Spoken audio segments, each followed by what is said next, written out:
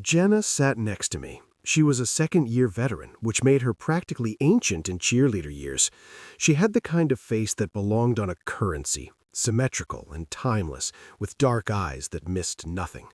During breaks, while the other rookies compared Instagram followers and flexed their abs in the mirror wall, Jenna would sit alone by the window, watching the sunset bleed orange across the practice fields. "You'll learn," she told me once, unprompted. "The hard part isn't making the team. The hard part is staying on it." I laughed. "I've been dancing since I was 3. I've got this." She looked at me for a long moment, her expression unreadable. Then she went back to watching the sunset. I should have asked what she meant. I should have paid attention to the way the veterans never stayed late, the way they always left together, the way they went quiet whenever certain topics came up.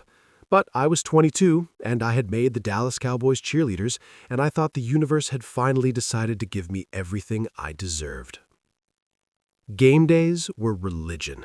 The tunnel walk, the roar of 80,000 people, the way the stadium lights turned the field into a stage and we were the opening act for Don't forget to like and subscribe.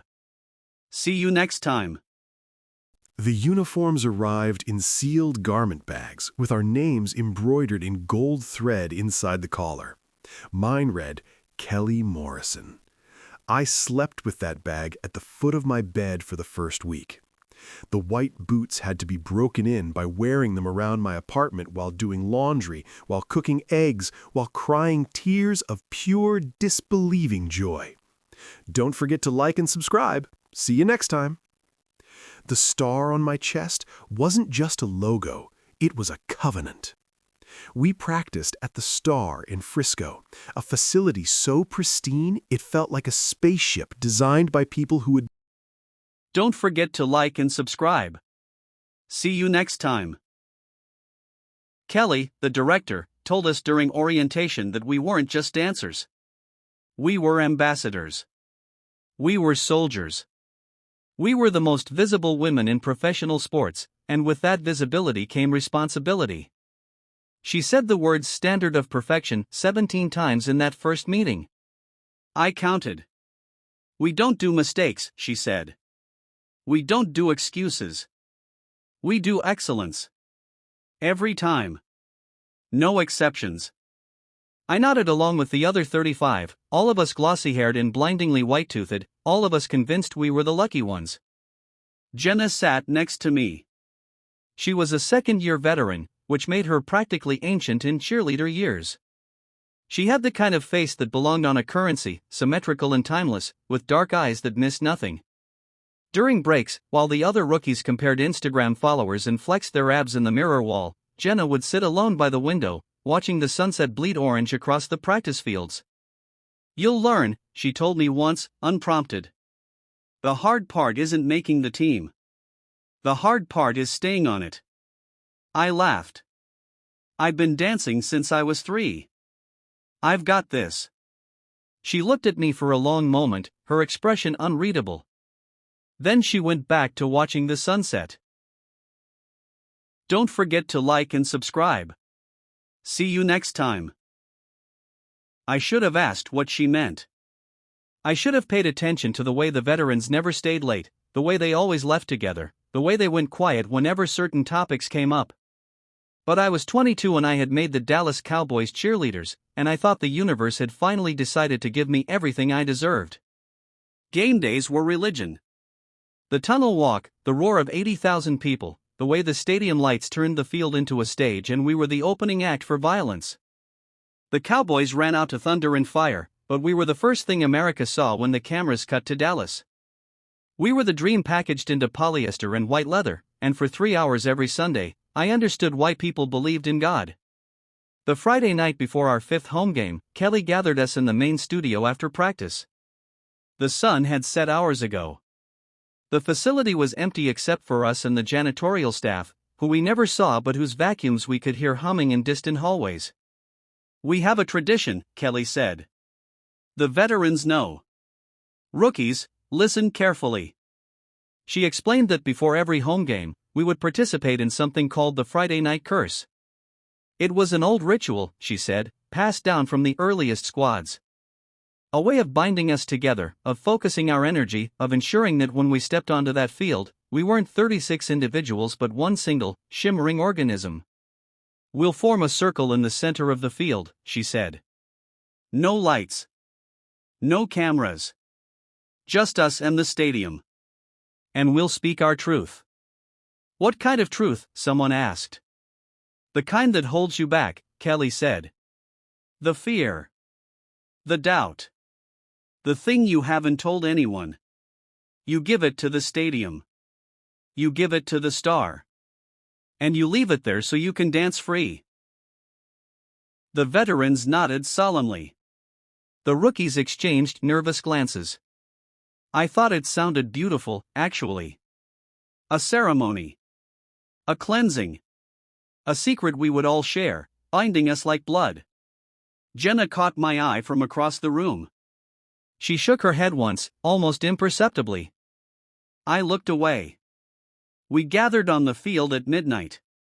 The stadium was dark except for the emergency lights, which cast everything in a sickly amber glow. Our breath fogged in the November air.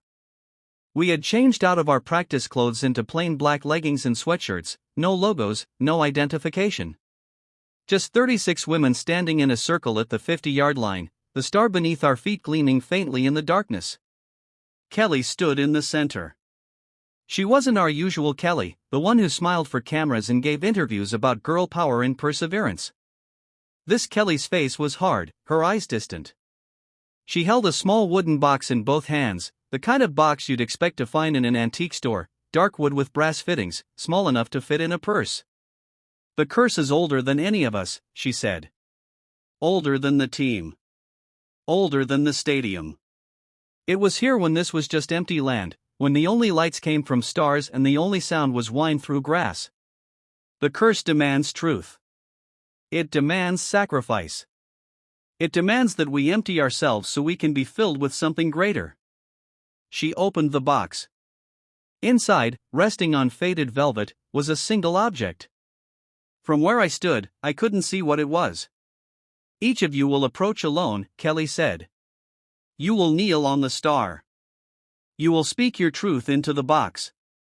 And you will accept the curse's gift." The veterans began moving before she finished speaking, arranging themselves in a specific order I didn't understand. Jenna was near the front.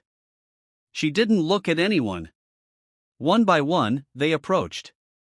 "Don't forget to like and subscribe. See you next time." Watched as my teammates, women I had stretched next to, laughed with, complained about blisters with, knelt on the star and whispered into that box. Some emerged weeping. Some emerged stone-faced. Some emerged changed, their eyes different, their posture shifted in ways I couldn't articulate. When Tanya, a third-year veteran with a smile like sunrise, stood up from the star, her expression was absolutely blank. She walked past me without recognition, like I was furniture. "What do they say?" I whispered to Diana, a rookie standing next to me. She shook her head, eyes wide. "I don't know. But look at Jenna." Jenna was approaching the star now. She knelt. She leaned toward the box. She spoke. And then she screamed. It wasn't a loud scream. It was the kind of scream you make when you're trying not to scream, when something horrible happens and your body reacts before your brain can stop it. A choked, strangled sound that cut off abruptly. Her back arched. Her fingers clawed at the turf. For 3 seconds, she looked like she was being electrocuted. Then it was over. She stood up, composed, perfect. She walked back to her place in the circle. And as she passed me, I saw her face. Jenna's eyes were empty. Not sad, not scared, not anything. Just empty, like a doll's eyes. Like the lights had been switched off. I grabbed her arm. "Jenna. Jenna, what happened?" She turned to me slowly. Her mouth smiled, but her eyes stayed dead. "I gave my truth," she said. "Now I'm free." Then she turned away and faced the center of the circle, waiting for the ritual to continue. Across that field, through the tunnel, into my car, back to my apartment, back to my life before I ever tried out for this team. But the circle was closing around me. The other rookies were moving forward. And behind us, standing just outside the circle's perimeter, were the veterans who had already completed the course. They weren't looking at Kelly anymore. They were looking at us. Waiting. Don't forget to like and subscribe. See you next time. When my turn came, I walked to the star on legs that felt like borrowed scaffolding. Kelly held the box out to me. Up close, I could see what was inside. It was a tooth. A single human tooth, yellowed with age, resting on that faded velvet like a pearl. It was small, probably from a child, but there was something wrong with it. The roots were too long. The enamel seemed to shift when I looked directly at it, like it wasn't quite solid. "Kneel," Kelly said. I knelt. The star was cold through my leggings. "Speak your truth." My mind went blank. What truth? What was I supposed to say? That I was scared? That I missed my mother?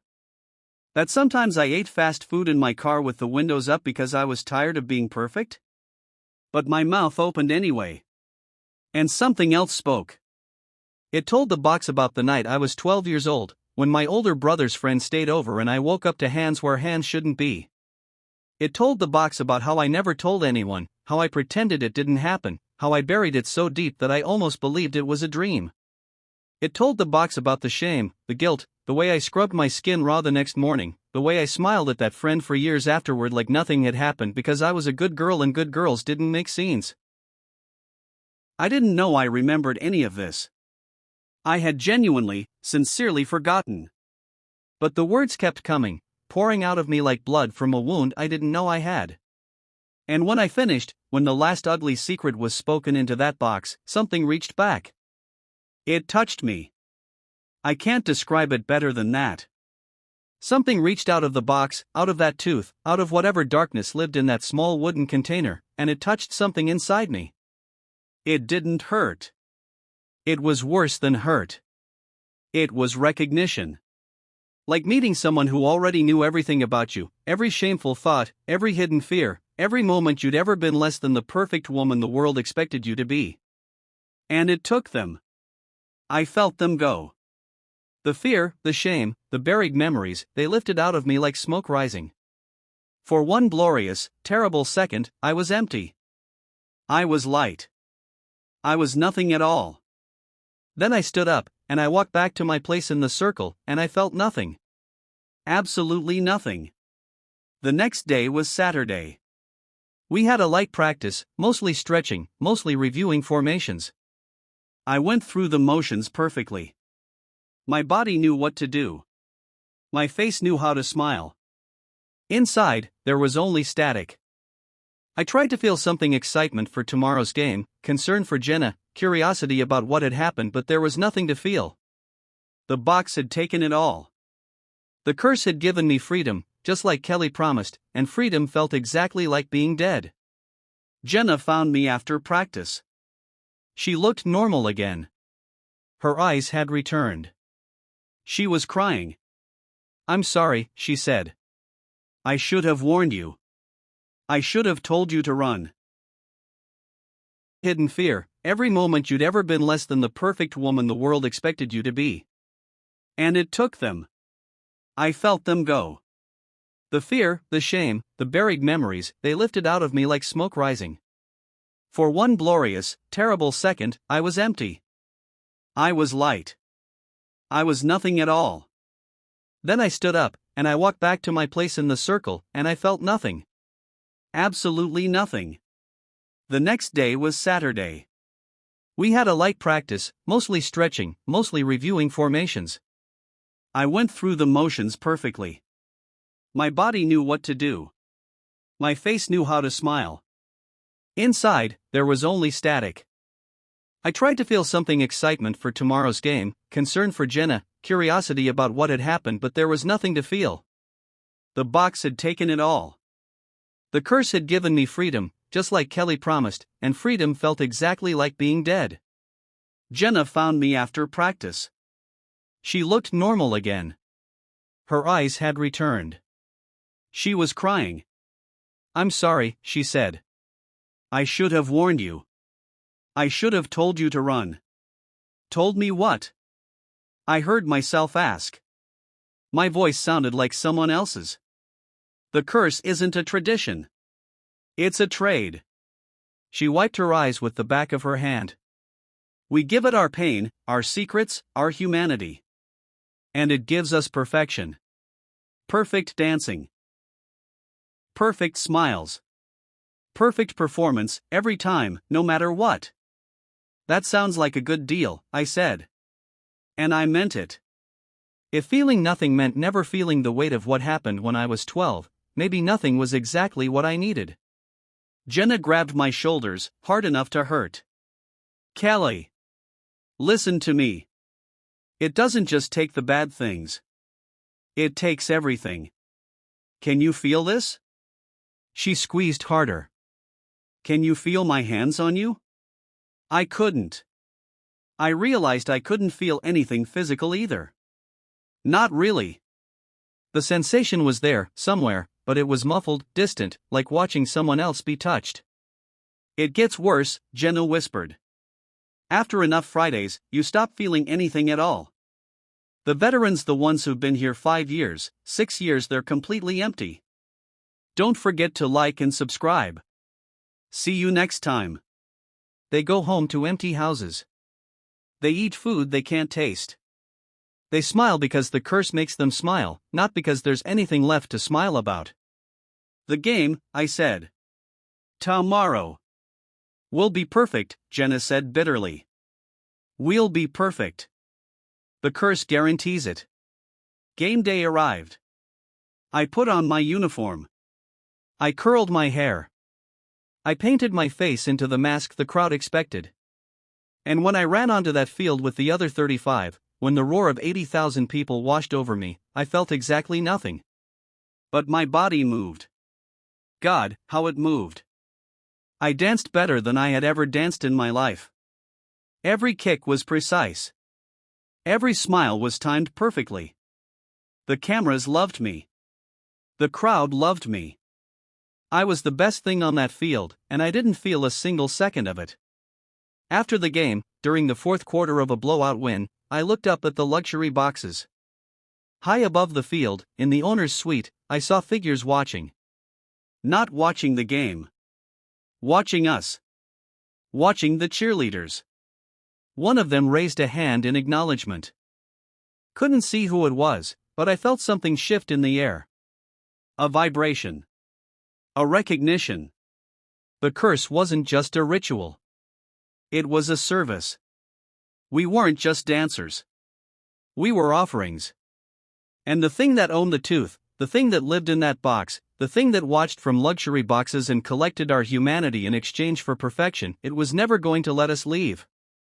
That was 3 years ago. I'm still on the squad. I'm a veteran now. I have the empty eyes Jenna warned me about. I go home to an apartment I don't recognize, eat food I can't taste, smile because the curse makes me smile. Last week, a rookie grabbed my arm during the Friday night curse, her face white with terror, begging me to tell her what was happening.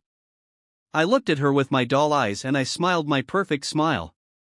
I gave my truth, I said. Now I'm free. Tonight is Friday. There's a new crop of rookies. They'll kneel on the star, one by one, and they'll empty themselves into the box. And I'll stand in the circle with the other veterans, watching, waiting, feeling nothing at all. But here's what Jenna never told me, what I only learned after it was too late: the curse doesn't just take from you. It gives, too. Last night, I woke up at 3 a.m. to find myself standing over my bed, looking down at my own sleeping body. My mouth was open. Something was crawling out of it. Something small and white, with roots too long and enamel that shifted when you looked directly at it. I watched myself swallow it back down. Then I smiled, climbed back into bed, and went to sleep.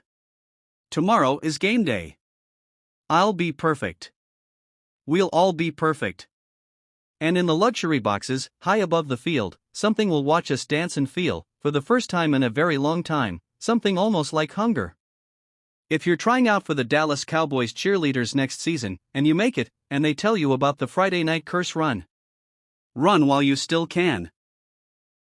Because the curse isn't just for Fridays anymore. It's learning to come out other nights, too. Don't forget to like and subscribe. See you next time.